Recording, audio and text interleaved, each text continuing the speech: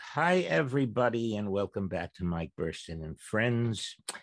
Today, I have a very special friend that's joining me from Israel. I'm in Los Angeles, and the magic of Zoom allows us to meet quite often.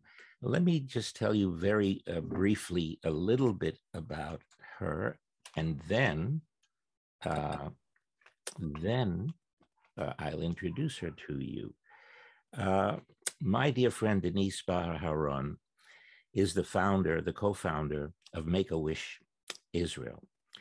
And for 25 years, Denise, together with her husband Avi, has been providing magical wishes for seriously ill young Israelis, ages 3 to 18. She and her husband founded the Israeli affiliate of Make-A-Wish in memory of Denise's brother, David Sparrow, who died at age 29 from esophageal cancer. Denise wanted to commemorate her brother's life and recalling her volunteer work for Make-A-Wish when she lived in the United States. She contacted the organization's worldwide headquarters in the United States and established the Israeli affiliate. Bar Aharon tells me that Make-A-Wish Israel has granted over 4,300 wishes already to children. So let me introduce to you, and let me also let you see her, which is more important. Hi, Denise. Hi, how are you? How are you? What a pleasure. What an honor to be on your show. How are you? I'm well. You and I, have been communicating via this modern miracle because you invited me recently to join the board, and I'm very honored to join the board of Make-A-Wish Israel. And I'd like to start by, first of all, telling you that you look lovely. Thank you. You're as so always, as always. kind. Let's start by telling us a little bit about you and how it is that you live in Israel. You were born in Los Angeles, right? I was actually born in Mineola, New York, but at 6 months I moved. Okay. I've never been to Mineola. But yes, I grew up in Los Angeles and Israel. My parents made Aliyah when I was 8 years old. I don't know if you know this story. And No. they're true Zionists. And we moved to Kibbutz Rosh Hanikra. I was a kibbutznik. I lived in the children's home, as did my brother and sister, and it was beautiful. And then we moved back to the US a few years later. And I had the Israel bug within me. So when I met an Israeli later on in life, it brought me back to Israel. Where did you meet? We met in New York City. I was going to FIT, the Fashion Institute of Technology, and he was one of four young, beautiful soldiers right out of the army doing their trip. And he was clever enough when I showed him around New York to buy me a rose from a vendor on the street. And that was it? That did No. it? That did it. Yeah, but that was smart. That was not it. That was smart. Just to clear up, so people will understand, when you said you lived in a children's home. Oh, yes, please. A kibbutz is a communal, community in Israel. But the children at that time, still in some kibbutzim, lived separate from the parents. So you weren't put in a home. No, I wasn't. I was with children my own age. Right. And then see your parents in the evenings and on the weekends. But it was a wonderful experience. It really was. My father from Los Angeles, here he was in the insurance business, and he was in the avocado fields. The best time of his life, really, as well, I think. I still eat his avocados. Oh. Imported from Israel. Okay, yes, so the two of you met in New York, and how did you decide to make Aliyah? Aliyah, which means, I'm sorry, for those who may not be familiar, means Aliyah is to go up, literally, and it means to come back to Israel, back to live to Israel. How did that happen? Exactly. So my husband, we ended up moving to Los Angeles, where I grew up after we were married, because I was in New York at school. And he said, I want to raise the kids in Israel. And I said, I love Israel. That's what actually was something that I was very attracted to when I met him. And so I said, let's do it. So when my daughter was 1.5 on a very interesting date, I'll tell you about that, we made the move back to Israel in 1991, January 15th. If any of your viewers remember that date, I can remind them. Please do. The ultimatum of the Gulf War. Saddam Hussein said that if Israel launches any weapons, they will launch chemicals onto Israel. And it was January 15th. And we moved back with my daughter. I was interviewed in Los Angeles on Channel 13, I think, news, the comings and goings of Israel, holding my 1.5-year-old baby, who is now 32. And they said, why are you going back to Israel now? There's many people downstairs coming back to Los Angeles. And I said, because I really trust the state of Israel and the army. And as the followers of the Gulf War, we were all in shelters, and the Israeli army could do nothing. We had to just wait it out. So that was very interesting. But I always say everything went up from there, because I made Aliyah on the day of the war. Well, I can tell you that I was doing a play in New York exactly at that time, The Rothschilds. And when the war broke out, the first missile fell on Ramat Gan. I got on a plane and left my show, and my producers wanted to fire me, but I said, no, I have to go back. I was doing my reserve, my miluim, my reserve service then in the Army spokesman's office. And so I got on the plane and flew to Israel, and they did an article about me in the New York Post. They said, why are you going back? I said, because Israelis have a very strange characteristic. Most people, when there's an explosion, they run away from explosions. Right. We run towards the explosion. And so I spent a week doing my service.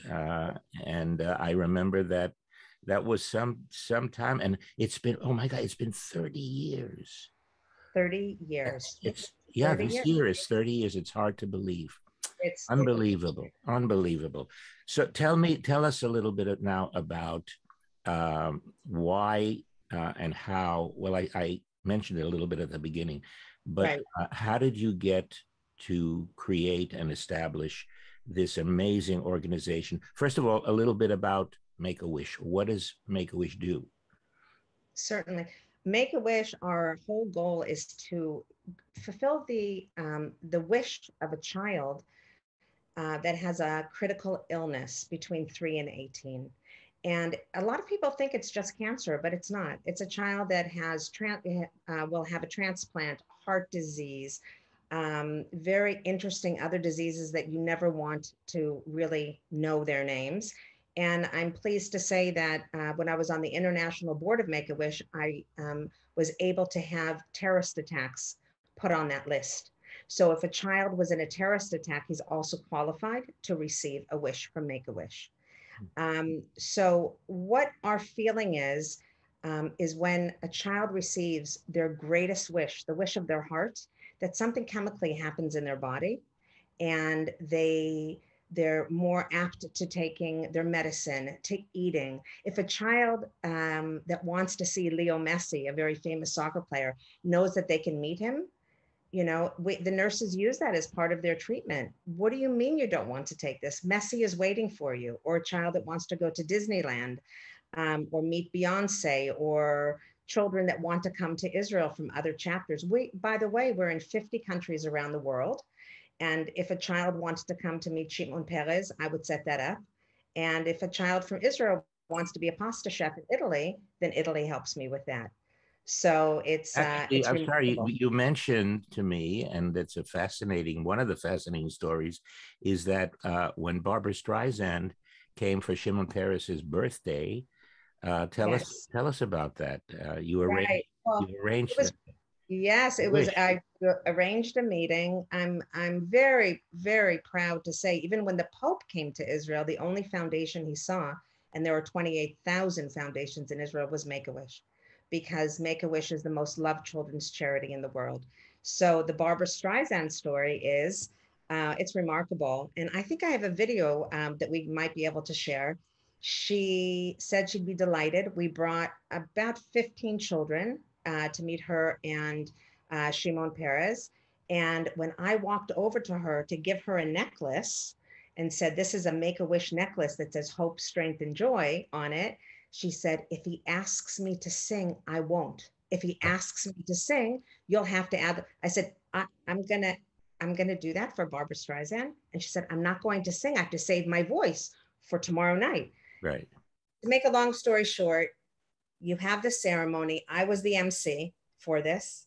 And he said, Barbara, let's sing, please, a song, Shalom Aleichem. And he starts singing, and I sang for her. It was the child asked her to sing that, or no, Paris? Paris said, right. Barbara, you have an angelic voice. Would you please sing a song for us, Shalom Aleichem, or Shalom Aleichem, or another, say Shalom, one of the songs. And she looked at me, and I looked at her, and I said, this is not happening in my life. And I sang, and she just moved her mouth. Do we have the video for that? I do. Okay. I do. We'll put it up. Okay. So that was a moment. She was thrilled to meet the Make-A-Wish Israeli children. There are magical moments. We have been doing this, like you said, for almost 26 years, and we've granted almost 5,000 wishes during that time. And I'm as enthusiastic today as I was day one. It's just such a high. Now, how do they come to, do you seek them out, or do they come to you? Yes, all of the social workers in the hospital work with these children, of course, and they know about Make-A-Wish, and they send us the forms. They'll go to the child and say, would you like a wish? All of the children are approached by the social workers and asked if they would like a wish, and then they contact us. They send in the paperwork and they contact us, and then we reach out and set up the interview, always two people, to make sure that it's the wish of the child and not of the parent. I learned that from my colleagues in America, that a child could say, I really want an iPad, and the father could say, didn't you say Las Vegas? No, I really want an iPad. So to really separate, if possible, the children, to separate the children and the parents, and find out the true wish. I'm not sure if your viewers are familiar with Dr. Tal Ben Shachar. I am, yes. Remarkable. Tell us a little bit about him. So Tal Ben Shachar is a dear friend, and he is the happiness professor from Harvard. Oprah actually wanted him to be on her show, but he said, no, I want to move back to Israel with my children. He's written several books, and he said, how can I help you? So I said, I would like it if you could do research study proving that wishes are saving lives. And he said, I'll get my team on it. And at the Meitiv Center at Rekanati University here in Israel, they did research, and with a control group and everything, proving that wishes are in fact helping the life of a child, that wishes are not just nice to have, but they're must-haves. And that's been translated, I'm very happy to say, in 7 languages. And it's used all over the world. So a wish is not a gift. It's truly, if somebody reaches deep inside of themselves and says that they want to be the CEO of Google, I take them to Google Israel, and they sit in his chair, and they are able to do some of the things together with him during the day, and they feel empowered. It's incredible. There's 4 categories. If a child wants to meet someone, they can go somewhere, be something, or receive something. And then we pick one of those 4. This is going to be a hard question, because it's like asking who's your favorite child, but do you have a favorite wish that was granted? Well, I happen to say that I loved Yoni Dotan, actor, performer, Israeli performer, Dudu Dotan's son. If any of you know him, his son, Yoni Dotan, when he was 16, he asked to meet President Clinton. And we made that happen. It was an incredible wish. The president said that he would give him 7 minutes. That's what they usually do. He was in the Oval Office for 20. And when asked by the Secret Service of the White House, will he be bringing a gift because it has to pass security? Yoni said, what will I bring him? And I said, why don't you bring him a t-shirt that says, I met Yoni Dotan. And he did. And he said, Mr. President, will you wear that? And he said, I promise you I will. And I have a picture of him in the park running with Chelsea after he had knee surgery. And it says in the caption, who is Yoni Dotan? And that was wish number 34. It put us on the map. That wish was in USA Today, in the Washington Post. It put us on the map. And from there, we've grown significantly. Like I said, almost 5,000 wishes, but that was a favorite for sure. Well, I know that you're coming to visit pretty soon the States, and you'll be here in Los Angeles to meet with some people. And there's going to be, we're going to have an event here, hopefully this spring, which yes. We'll talk about when it actually happens. Before it happens, we'll invite anybody here that would like to join us. There's going to be an event this December, which we will be participating in, Make-A-Wish Israel, at the Disneyland. Can we tell me a little bit about that? Certainly. What we've done, the CEO of Make-A-Wish Los Angeles and myself, we've created what's called the shared appeal. And we really believe that a child is a child. And because I'm from Los Angeles, we will be doing fundraisers together. This particular one is the Los Angeles fundraiser at Disney, and certainly people can call the Los Angeles office to inquire about tickets and sponsorships. And yes, we will be there. And in May, we are hoping to have a beautiful event in a beautiful home. You're all invited. But as Mike said, now when am I coming? November 28th until December 9th, I'll be in Los Angeles. And I would love to meet any of your viewers one-on-one to talk about their involvement. If they would like to get involved, have me come and speak at their shul the next time I'm in Los Angeles. Their schools. A lot of children want to do their mitzvah project with Make-A-Wish. I'm speaking to Heschel School in Northridge when I'm there to 100 children. I just got the confirmation today. So, and they're all bar bat mitzvah children. So if anyone is interested, they can certainly reach Mike, let him know, and I'd be happy to come. Well, obviously we're talking about 2021. Because yes, right now. My Mike Burson and Friends is up on YouTube. It's now on Juicy TV, which is a new streaming Jewish service, which I am also involved in. So you'll be able to see this on Juicy TV.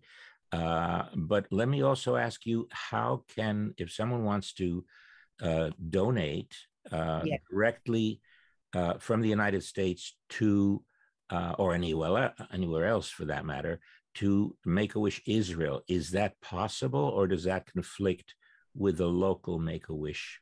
No, not at all. They can, if they want to give to both Make-A-Wish Israel and Los Angeles, just to mention that when they make the donation. But they can go in for Israel. They can go into Google and just write Make-A-Wish Israel. Don't forget the Israel. It will open up our website, and they'll see the ability to press donate there, of course. They can get a tax receipt, a U.S. tax receipt. We have an organization that does that. That's very important. So, and I will put up the website address here as well. I'll bring it up so we can see that.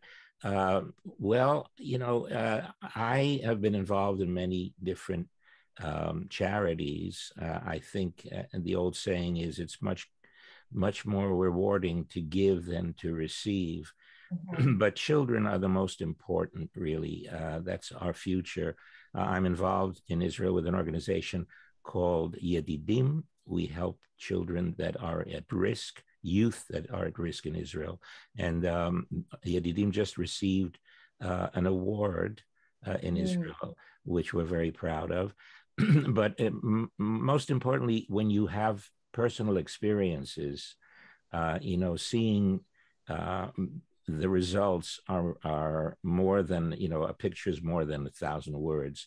I know that my son's fiance lost her 15-year-old daughter to cancer. And before when she was still able to move around, she had a wish, and Make-A-Wish Los Angeles granted her wish. She wanted to be in Paris and visit the fashion houses.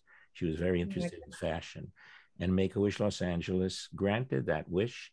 They flew her and her mother to Paris and arranged an entire week of visits to all these fashion houses. So my son's fiance knows personally what effect Make-A-Wish can have on the future. And also some of the videos that I've seen from Make-A-Wish Israel are so heartwarming, because one little girl that was talking about her brain cancer when she was, I think she must have been about 5.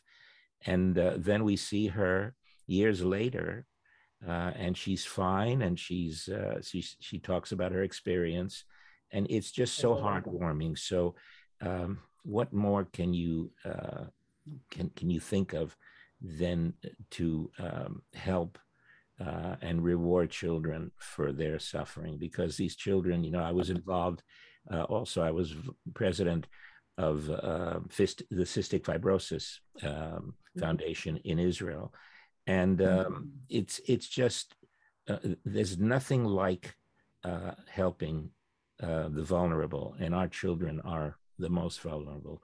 So, Denise, thank you so much for joining me. As I said, anyone who wants to get more information about Make-A-Wish Israel, I'll be putting up the website. Denise will be in Los Angeles from the 29th through the 8th. December 9th. I fly on the 9th, so right, the 8th. of 2021, this year. If anybody would like to, you can get in touch with me or with Denise through Make-A-Wish in Israel. Meet her, maybe get in touch with her. And I want to thank all of you for joining me again on Mike Burstyn and Friends, and we'll see you next time. So, before I forget, I always ask my guests this question, so I'm going to put it to you. If you can think of one person that influenced your life, that inspired your life, tell me who that would be. I would say my brother David, without a doubt. David was the most philanthropic person that I knew, so he was my spark. During the holidays, especially Thanksgiving, he was at food kitchens, and it's just unbelievable because he had no idea that he would get sick. It was esophageal cancer, like you said, that just suddenly happened. So we would say, "What are you doing? Why aren't you with us?" He said, "It's important. It's important to me." He was involved with many different organizations to help. So he inspired me to do this, my husband and I. And yes, absolutely. Absolutely. I must say that a dear friend of mine is doing a new movie that will be out soon called Golda. And how can I not admire Golda Meir as an American that moved to Israel and helped build the country with her strength as a Jewish American woman. So I admire her greatly and said that to him yesterday. Like, wow, it's quite unbelievable that you're doing a movie about a woman that I admire. So I have to say Golda Meir as well. Okay. Well, let me wish you a happy Thanksgiving and a happy Hanukkah coming up. And we'll see you soon in Los Angeles. We're privileged to have you on our board. You are a dear, dear friend, my dear friend, Mike. Thank you. Thank you, folks. And I'll see you next time on Mike Burstyn and Friends. Shalom. Shalom.